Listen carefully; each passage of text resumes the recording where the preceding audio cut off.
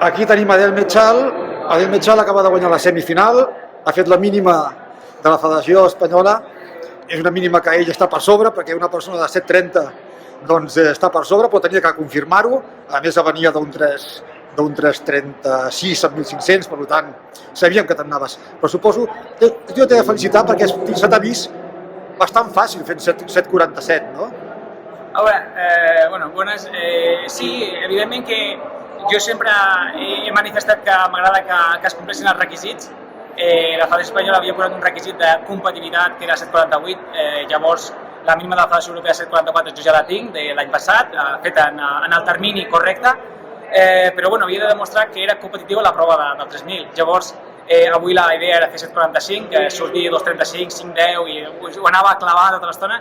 Simplement que a falta de 4 voltes, quan he vist que estava atrapant el grup, hi ha hagut un moment que he començat a pensar que potser els atletes de davant sentirien que era una falta de respecte o que els estava com indignant, no? I m'he frenat i he intentat només entrar darrere, no he volgut esprintar-los a l'última volta i només això, que si algú s'ha sentit dolgut, demanar disculpes, però simplement el meu objectiu era demostrar, complir el requisit que la Federació Espanyola demanava, que és 48 i res més. I demà intentar lluitar per la medalla d'or. Segur que una carrera tot és lícit, i més quan es vol anar a fer una mínima, no? Per demà, quines intencions? Bueno, doncs demà la intenció és guanyar, evidentment. Crec que Sebastián Martos, Fernando Carro, Dani Arce, Jesús Ramos, Kayami, crec que són els rivals que poden posar-m'ho difícil. També crec que estic una passa per davant d'ells, però no vull relaxar-me ni molt menys, intentar guanyar, complir els requisits, un geler cobert i demà intentar quedar campió d'Espanya i assegurar-me la plaça perquè aquesta temporada d'hivern tota la preparació va enfocada cap a Istanbul.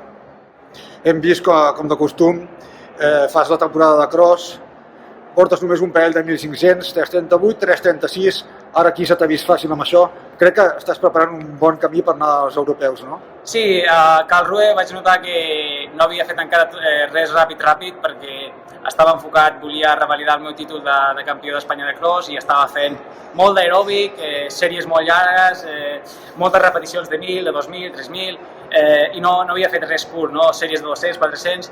Després, des d'Ortuella fins a França, a Lievin, va passar 12 dies, vaig començar a posar molt més ritme a les cames i la veritat que estic molt content de com la preparació. Jo crec que tinc encara 14 dies per arribar al 100%. Jo crec que arribaré amb marca personal al 1.500 i després veurem què tal al 3.000, no? A veure com estan els rivals.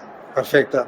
I la pregunta inevitable, t'han destronat del rècord d'Europa de 3.000? Sí, la veritat que jo, de totes maneres, ja tenien en el meu cap que en Jacob Ingebrigtsen ja va manifestar que volia venir a Madrid, al World Tour de Madrid, a fer el rècord d'Europa i del món. Llavors tenia pensat que me'l traurien el dimecres, no?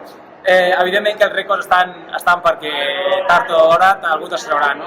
Però sí que m'ha dolgut que l'hagin destrossat d'aquesta manera, no? Perquè realment Katir ha batut el rècord del món. No oblidem que Daniel Komen és un dels rècords més antics de tot l'atletisme, portava 25 anys aquest rècord, des del 98 crec, i és un rècord que molts atletes l'han intentat i cap ho ha aconseguit, no? Només té per davant Daniel Komen a lliure i Samuel Gerrus, que és una llegenda. Llavors crec que Katir ho ha treballat molt perquè hem coincidit durant 12 setmanes a Sierra Nevada, l'he vist entrenar i crec que és un treballador, la veritat.